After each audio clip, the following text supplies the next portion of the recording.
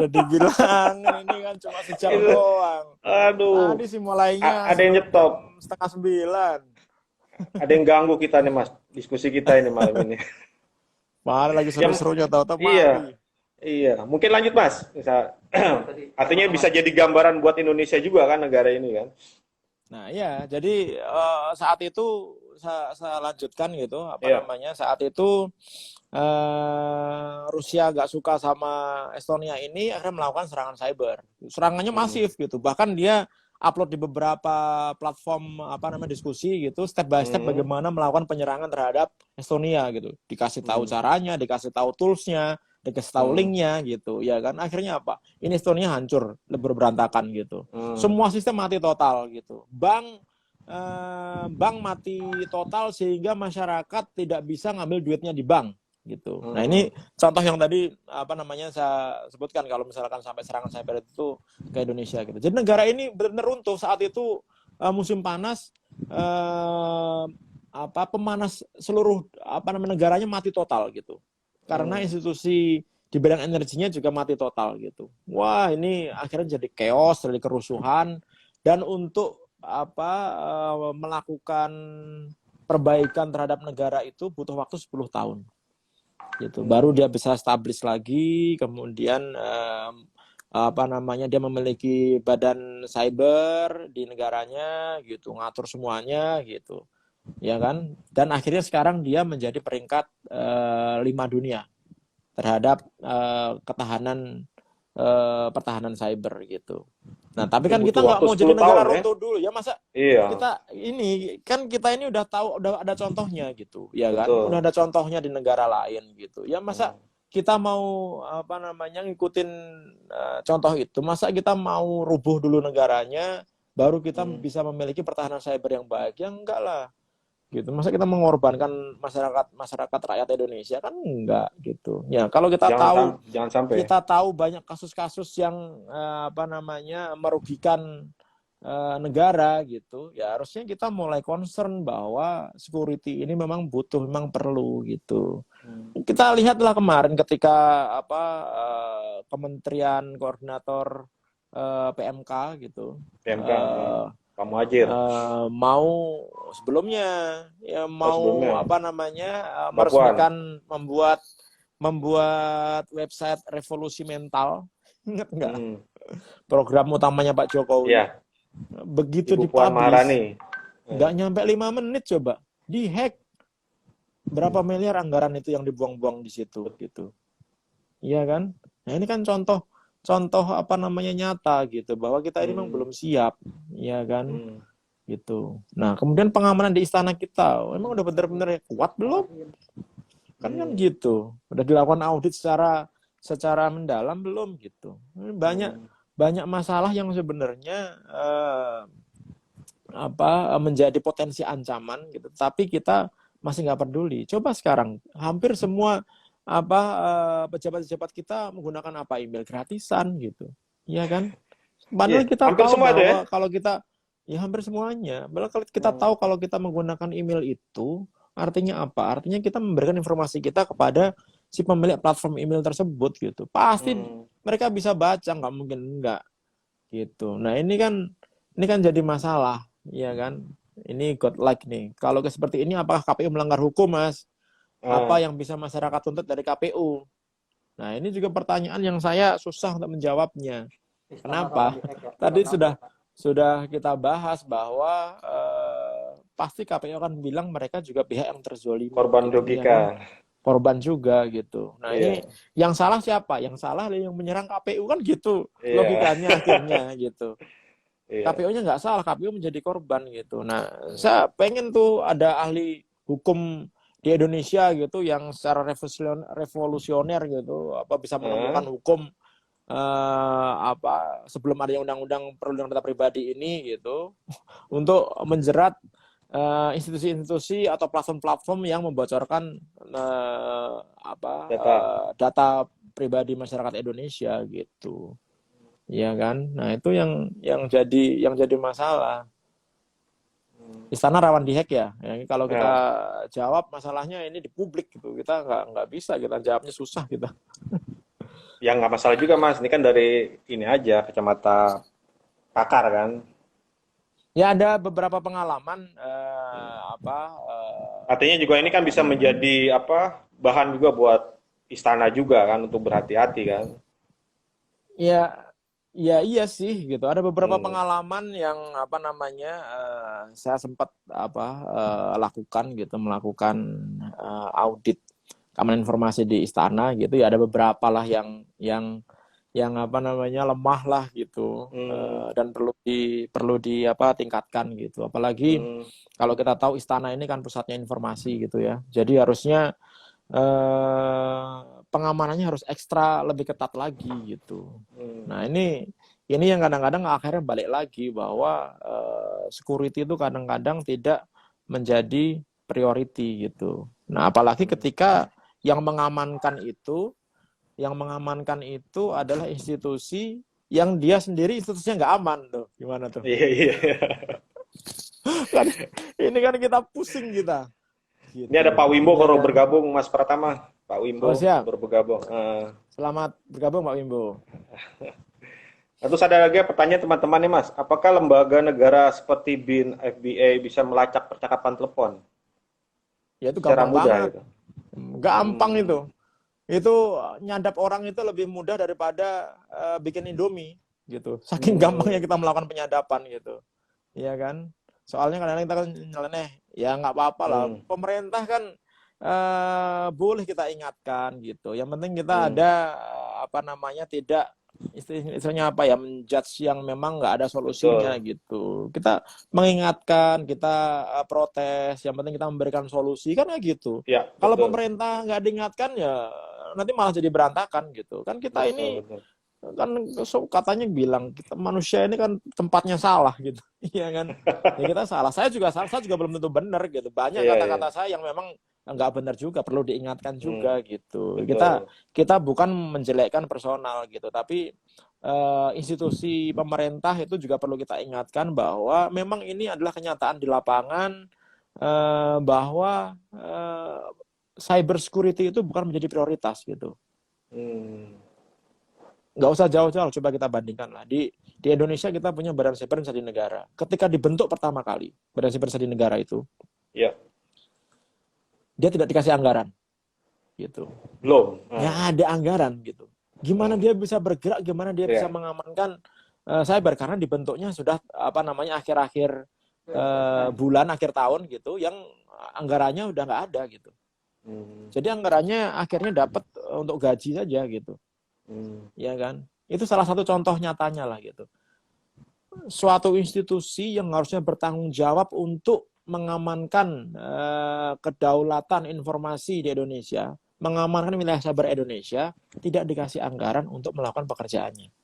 hmm. Coba. Kenapa tuh Ini Mas? Coba lihat. ya Atau memang karena nggak ada memang anggaran? ya karena memang ya kalau anggaran kan ada aja. Kalau ada anggaran kan bisa dispute sana sini sebenarnya gitu. Hmm, Ya memang karena belum ada prioritas gitu terhadap keamanan cyber ini gitu. Nggak jauh-jauh juga di tahun 2014 gitu. hmm, Saya itu ketua tim IT KPU saat itu sama di hmm, lembaga studi negara gitu. hmm. Kemudian kita melakukan apa namanya handshaking dengan Tahun berapa tuh Mas? KPU Tahun berapa Mas? tahun tahun 2013 2014. Oke.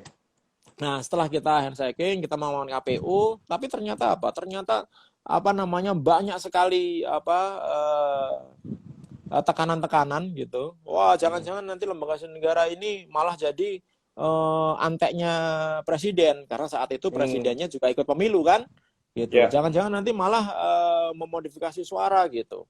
Hmm, Padahal kita mau mengamankan KPU gitu. Dan akhirnya apa? Akhirnya apa namanya? Karena tekanan yang sangat banyak itu dari partai juga ada, kemudian dari hmm, masyarakat juga ada gitu. Akhirnya kerjasamanya diputus gitu. Akhirnya kita mundur dari KPU sehingga KPU akhirnya kerja sendiri. Saat itu dibantu oleh BPPT kalau nggak salah gitu. Nah ini artinya apa? Artinya memang ada beberapa orang memang pengen membuat kita ini lemah gitu, pengen membuat institusi pemerintah kita ini lemah. ada yang pengen membuat KPU ini lemah. Ada juga orang-orang kayak gitu. Siapa, Bang? Jangan diamankan lah gitu. Ya banyak saat itu. Coba dicek aja itu apa namanya arsip-arsip di tahun 2014 itu ketika ada pemilu presiden itu. Iya. Banyak apa namanya berita yang bilang bahwa oh ini apa namanya nanti lembaga negara akan bikin masalah nih, akan apa namanya berat sebelah gitu. Nah ini yang menyebabkan sebenarnya ya kadang-kadang apa ya, keamanan itu masih dianggap sebelah mata gitu. Keamanan cyber dianggap sebelah mata gitu. Nah, kita akhirnya berpikir lagi.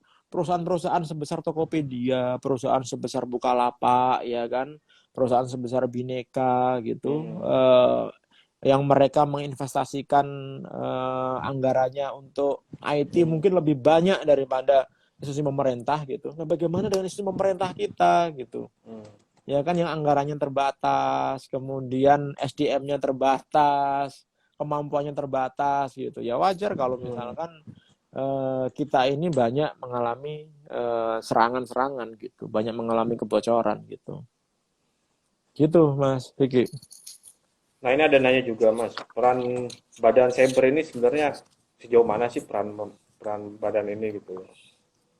Ya kalau sekarang nggak kelihatan Apa aja? apa-apa perannya. Kalau sekarang masih belum jelas gitu apa peran nyatanya kepada Apakah sebatas koordinasi pemerintah. antar lembaga atau memang ada kewenangan powerful nantinya? Nah, ini kan gini ya, apa namanya Badan Siber Sandi Negara ini kan berdirinya berdasarkan Perpres gitu. Iya. Ya kan Perpres itu kan di bawahnya undang-undang, sedangkan banyak institusi lain yang berdiri berdasarkan undang-undang gitu. Jadi sebenarnya kalau dari sisi posisi sih sebenarnya tidak sekuat institusi lain gitu yang mau diatur gitu.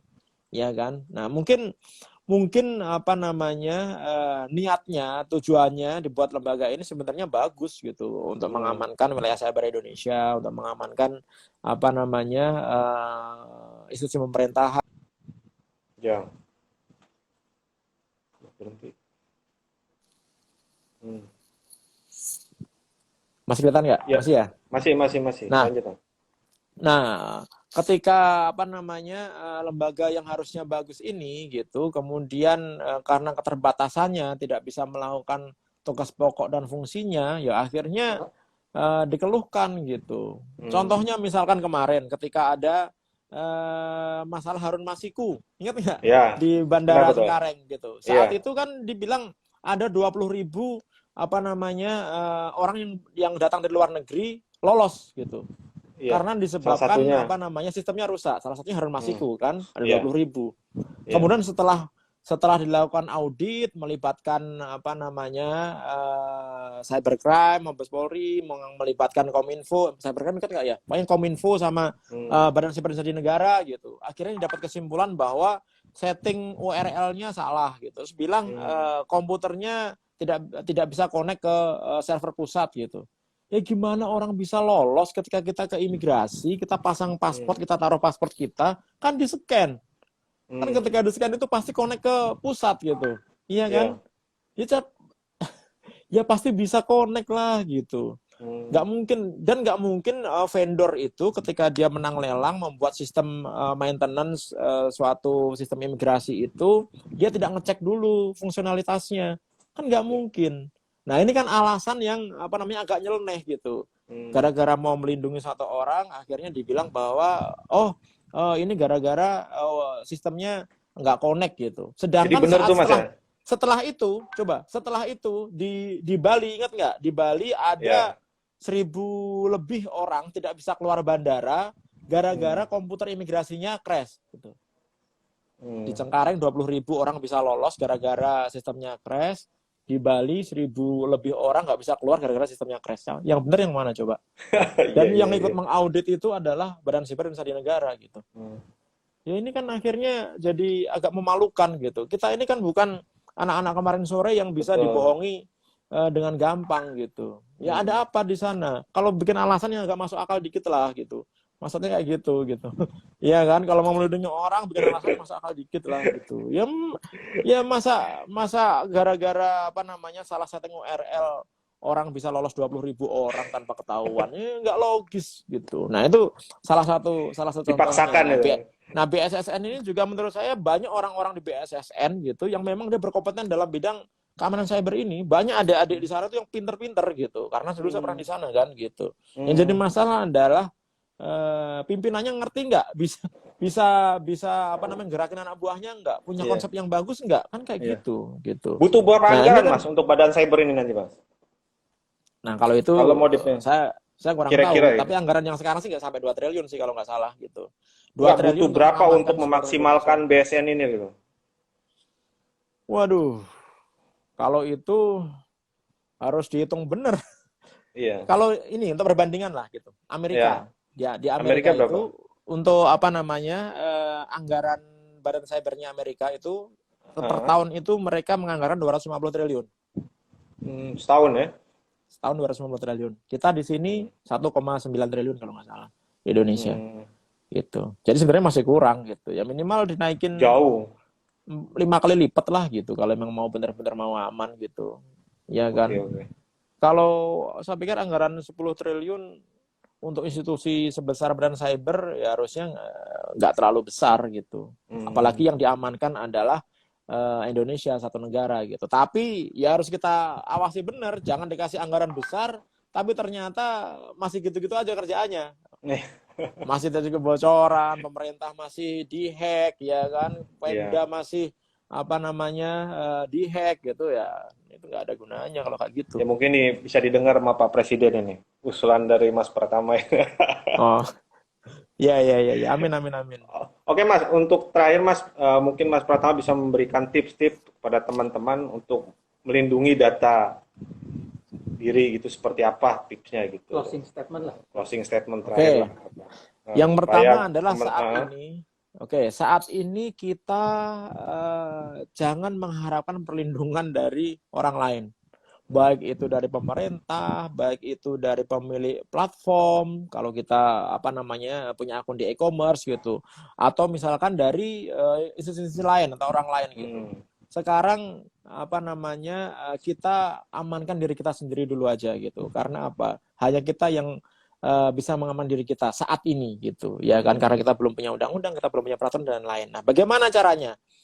Yang pertama adalah kita harus membuat password yang aman gitu. Password yang aman itu tadi udah kita bahas, minimal 8 karakter, huruf besar, huruf kecil, ada tanda baca, kemudian ada simbol dan lain-lainnya gitu. Kalau misalkan kita susah bikin password, gunakan password manager, ya kan? Di situ kita bisa create password, kita tinggal copy paste ke akun-akun yang kita miliki di internet. Itu yang pertama. Yang kedua adalah aktifkan two factor authentication. Two factor authentication ini sangat penting sekali untuk kita supaya apa?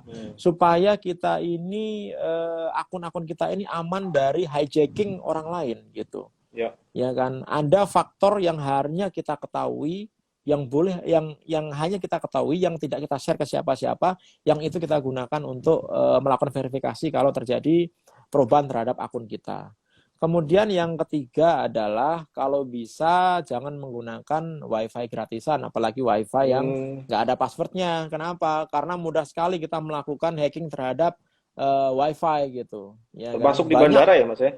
termasuk di bandara, di kafe, ya kan. Kemudian di tempat-tempat publik itu banyak WiFi gratisan yang kadang-kadang memang orang sengaja ngasih akses WiFi gratisan supaya apa? Supaya mereka bisa nyuri kredensial kita, data-data kita gitu. Nah itu jangan kita lakukan gitu. Kemudian selanjutnya adalah kalau misalkan kita menggunakan platform e-commerce karena sekarang ini lagi apa namanya rame kita belanja secara online karena kita nggak bisa ke pasar, ya kita belanjanya di inilah di platform yang memang trusted lah gitu. Nah jadi tapi ketika platform trusted itu apa namanya memiliki kelemahan dan secara nggak sengaja membocorkan akun kita, ya kita memang nggak bisa berbuat apa-apa gitu. Tetapi minimal kita apa namanya berbelanja atau bertransaksi atau menggunakan kalau kita menggunakan platform apa namanya fintech, cari yang memang trusted gitu atau dia sudah banyak testimonialnya gitu, sehingga apa? Sehingga ketika kita berbelanja atau kita melakukan transaksi di platform fintech, kita akan merasa aman gitu, ya kan. Kemudian berikutnya adalah ketika kita memiliki banyak informasi, kalau bisa kita harus membatasi informasi yang kita sharing gitu, termasuk Hmm. akun-akun media sosial kita. Batasi siapa yang boleh akses ke data-data kita gitu. Apakah hanya teman, apakah teman dekat gitu. Jangan semuanya di-approve untuk melihat informasi Ya. kita. Akhirnya apa? Akhirnya kita nanti jadikan target kejahatan gitu. Nah, Hmm. kalau kita bisa ngikutin itu semua ya insya Allah lah kita minimal aman lah gitu. Gitu Mas Vicky. Termasuk email gratis ya. Ya kalau email gratis kita nggak bisa menghindar, kita mau pakai email apaan gitu. Tapi kalau untuk kerjaan-kerjaan yang memang membutuhkan kerahasiaan lebih gitu, kalau bisa jangan menggunakan email gratisan lah. Oh. Saya pikir di Hmm. kantor-kantor pasti Kalau memberikan untuk ya karangan media nih email harus lokal. gratis atau berapa ya? Ya media kan juga punya perusahaan, harusnya ada dong apa namanya email perusahaan. Masa nggak dikasih? Apa namanya gitu amat. Email kan nggak Oh. mahal gitu, harusnya ada Oh. lah gitu. Kalau nggak dikasih ya berarti harus dipertanyakan itu, berarti Oh. bosnya nggak concern terhadap security gitu. Nah, media ini jangan main-main, media juga Iya. apa namanya banyak sekarang menjadi target. Kenapa? Hmm. Yang dicari itu bukan apa namanya informasi yang sudah matang gitu, tapi source informasi, Oh, kemudian source. Oke. data-data itu yang dibutuhkan sama orang-orang itu gitu. Oke, Kan oke. banyak data yang nggak kita publish kalau kita di media kan gitu. Iya, Nah, iya. media-media besar ini sekarang banyak banget yang menjadi target. Udah menjadi target gitu. Bahkan Salah ada satu satunya media Mas. besar, ya jangan disebut dong. Ada satu media besar yang sampai kita tahu username, password hampir semua apa namanya Iya. karyawannya gitu. Bahkan admin akunnya kita bisa dapat dengan sangat mudah sekali. Artinya apa? Kalau admin akun, admin editor bisa kita dapat, kita bisa ngerubah berita suka-suka kita juga sebenarnya Iya, gitu. iya, iya. Ya kan? Nah, ini yang kan jadi bahaya. Minimal bonafilitas dari perusahaan medianya kan jadi dipertanyakan gitu. Iya, iya. Gitu Mas Vicky. Oke, mungkin cukup cukup jelas sekali ya pencerahan dari Mas Pratama ini kan. Nah, Mas Pratama ini merupakan dari apa? Lembaga Communication and Information System Security Research Center. Beliau ini adalah pakar keamanan cyber yang Ya cukup masih belajar luar juga saya biasa. Mas Vicky. Masih belajar saya. Pakar muda ini. Sekali lagi terima kasih Mas Pratama untuk Siap. Terima kasih bergabung Mas di Vicky. obrolan Rakyat Merdeka saat malam ini. Sekali lagi saya ucapkan terima kasih teman-teman semuanya. Selamat malam semuanya. Assalamualaikum Selamat malam. warahmatullahi wabarakatuh. Waalaikumsalam warahmatullahi wabarakatuh. Ya, makasih Ya, Mas Vicky. yuk malam Mas. Ya.